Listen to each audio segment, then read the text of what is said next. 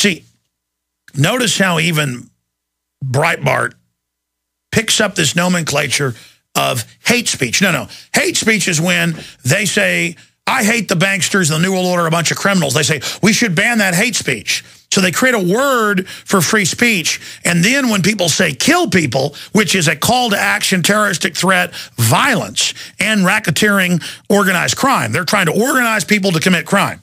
That's mafia. That's organized racketeering.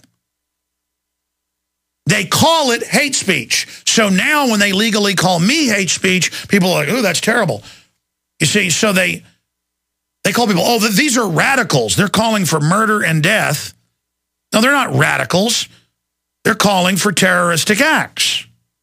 See, so they use a label that's too weak on these people because then that'll blur the lines of the label when they use it on people like Alex Jones, saying, I have hate speech because I say I hate the New World Order. No, this isn't hate speech, and stop using the political correctness commissariat language. I got Glenn Beck here using it, Breitbart using it. That is not what's going on. They are calling for organized criminal violence, and that's called, if it's against a government that's clearly corrupt and evil, it's called a resistance movement, and the government's going to call it terrorism. But when it's just against racial groups, it's called genocidal intent, a crime against humanity, a terroristic threat, a racketeering, organized criminal activity. This is racketeering that you are about to hear. And the FBI probably runs this group. That's why they're not going to stop them. And the local police are going to do what the FBI tells them. The people that said this stuff should be arrested. If I said this because I'm not a Fed, I would be arrested so fast it'd make your head spin. Let's go ahead and go to the tape. Here it is. Brother Sean, this is Sister Michelle, Chief of Staff for Tampa, St. Petersburg, chapter of the New Black Power. I just want to say to all the listeners that's on this phone call, if you are having any doubts about getting suited, booted, and armed up for this race war that we in that has never ended, let me tell you something. The things that's about to happen to these honkies, these crackers, these pigs, these pink people, these mother purple people, it has been long overdue. Yeah, but what she said was right. We got to suit up and boot up. We got to suit up and boot up. I mean, this guy is such a cowardly Fed, and so is she. And if they're not, they're idiots protected by Feds. But 99% they're Feds. And they know they got White House backing and everything. Do these idiots have, if those two morons tried to actually lead an assault on anybody, all they're going to end up in is body bags. I mean, what a joke. Get ready for the race war to kill the honkies.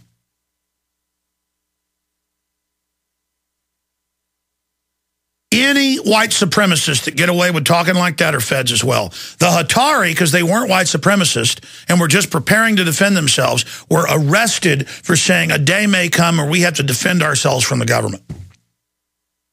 That's totally constitutionally protected, and the judge just dropped the case. Feds are still holding him as a bunch of criminals at that level. Go back to the tape. This is just so amazing. Please continue. And get prepared for the war that we're in. This stuff got to boil over. And all your greats talked about there having to be bloodshed involved with revolution. True revolution means some bloodshed. So there's blood being spilled because there's a new life that is beyond this bloodshed. There's a new reality that is built upon your original African principles and spiritualities and values and norms that is beyond this bloodshed. But we got to go through it.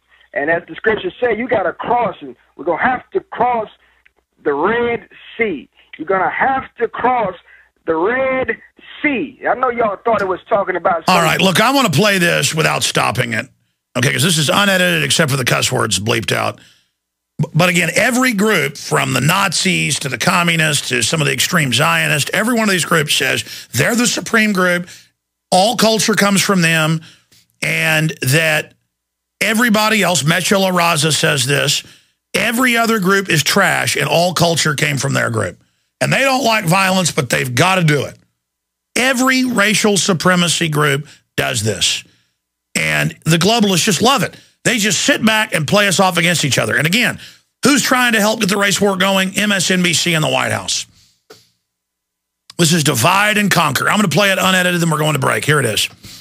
Black Power, Brother Sean. This is Sister Michelle, Chief of Staff for Tampa, St. Petersburg, chapter of the Black Power.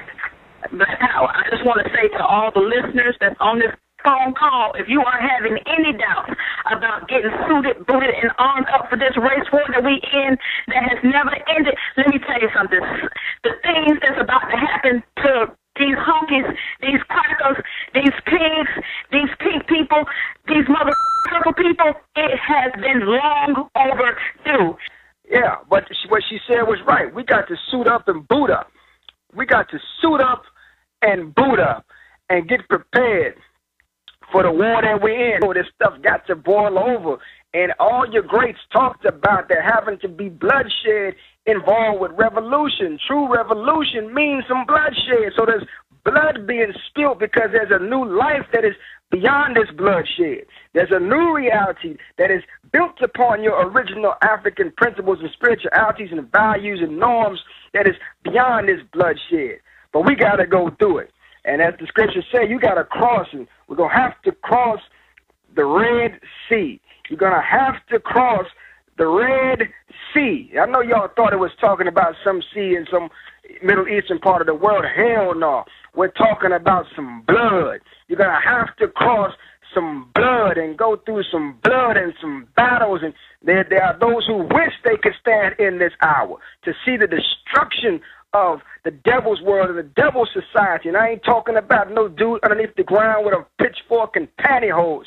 I'm talking about that blonde-haired, blue-eyed, sometime brown-eyed Caucasian walking around with a mindset, a demonistic mindset, and the nature to do evil and brutality.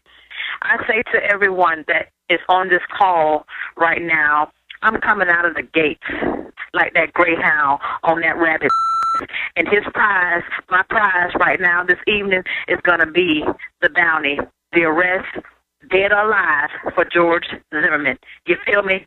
To every brother, to every female, I am for violence if nonviolence means we continue postponing a solution to the American black man's problem just to avoid violence. Hit pause. I can't help it. Back it up 10 seconds so they hear it unedited. Arrest her right now. Arrest her. She just called for violence. She said, dead or alive, go get him. And it goes on and on. But they're fed, run, so they won't get in trouble. This government is so sick. And that's why you'll never get our guns. The system would love to take our guns like they do in Africa and then play groups off against each other. And there they'll do Muslim versus Christian. I mean, it's so sick. And they've got their white supremacist counterparts fed, run. But they're not allowed to say it that much because it's a little too obvious. But they're all working on the same team. Let's go back to the clip. Here it is. That rabbit. And his prize, my prize right now this evening is going to be the bounty, the arrest, dead or alive, for George Zimmerman. You feel me? To every brother, to every female, I am for violence if nonviolence means we continue postponing a solution to the American black man's problem just to avoid violence. You feel me? It's time to wake up. I don't know how else. It's in me to fight. It's in me to raise up soldiers. It's in me that every time my feet touch the ground, the state of Florida, these crackers, they scared. I'm telling you right now, I'm kind of pissed off right now that the state of Florida ain't on fire. This could not have happened in L.A. because them brothers up there are not scared to riot. This could not have happened in St. Petersburg, Florida, where the black men over there ain't scared to kill a cracker. This is real. We're attacked anywhere in the world. We would defend ourselves by any means necessary. We have proposed and we're pushing forward with a national strike and walkout on this, cracking on this beast and on these bastards. We are proposing and pushing for our people that you hit them in the pocket where it hurts. You starve capitalism.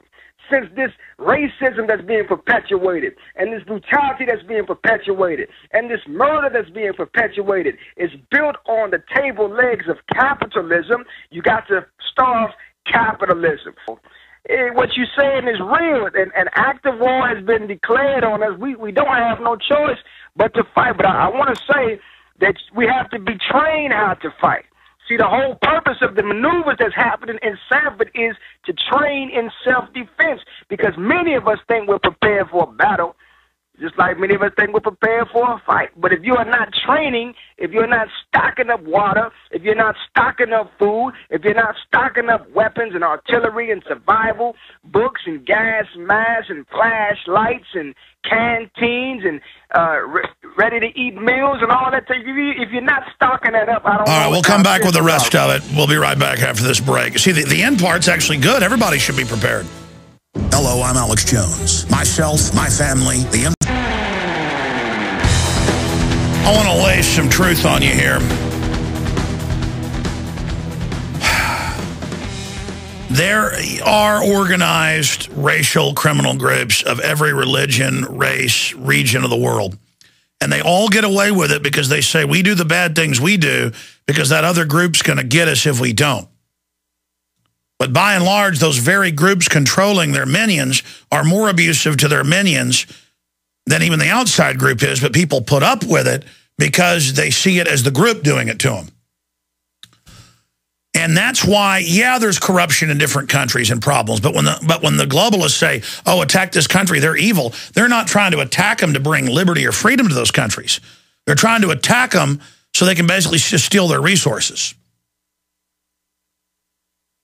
And when you look at this type of balkanization happening here in the U.S., here is MSNBC editing tapes. Here's the White House pushing this. Here's every news channel trying to get a race war going. And you've got the new Black Panther Party saying things that anybody else would be arrested and saying, get out there and kill some crackers. Just start killing some white people. Kill some blonde-haired, blue-eyed people. Kill them. And at the end they say, and by the way, get prepared. That's a script been written for them, so they can then demonize people getting prepared. And then it's, yeah, these crackers are scared when our feet touch the ground. Well, yeah, I mean, it may scare little old ladies and stuff, and I imagine people are going to see this all over the news, and they're going to be scared now of the poor black guy that comes to their house to install Dish Network or something. Or the poor black plumber that comes to their house that's a Christian and got a bunch of kids at home they're trying to take care of and keep out of trouble. And it's going to make black people not trust the white guy that comes to their house. I'm just so sick of it all. I am so sick of cowardly scum, white supremacists, black supremacists, Mexican supremacists. The universities all teach this stuff, the Mexican/black supremacist stuff, trying to get us to all fight with each other. Let's go ahead and finish the last minute we didn't get to. We backed it up a bit. Here's more of it where it gets into the preparedness stuff. This is real. We're attacked anywhere in the world. We would defend ourselves by any means necessary. We hit pause there. And we're pushing. See, before they're saying offensively kill crackers, now it's we'll defend ourselves. That's totally different. See, they're mixing the two together. Continue. Forward with a national strike and walk out on this cracker and on this beast and on these bastards. We are proposing and pushing for our people that you hit them in the pocket where it hurts. You starve capitalism. Since this racism that's being perpetuated and this brutality that's being perpetuated and this murder that's being perpetuated is built on the table legs of capitalism, you got to starve capitalism. That's enough. Look. I'll post the whole thing up at Infowars.com. Let me just say this. They've built a lot of businesses in East Austin, and a lot of the food and stuff's good. And they've gotten the white yuppies to believe it's good, because it is overall. Is go to East Austin, the black area, and buy things. And there's been grants, and they built it up, and it's nice.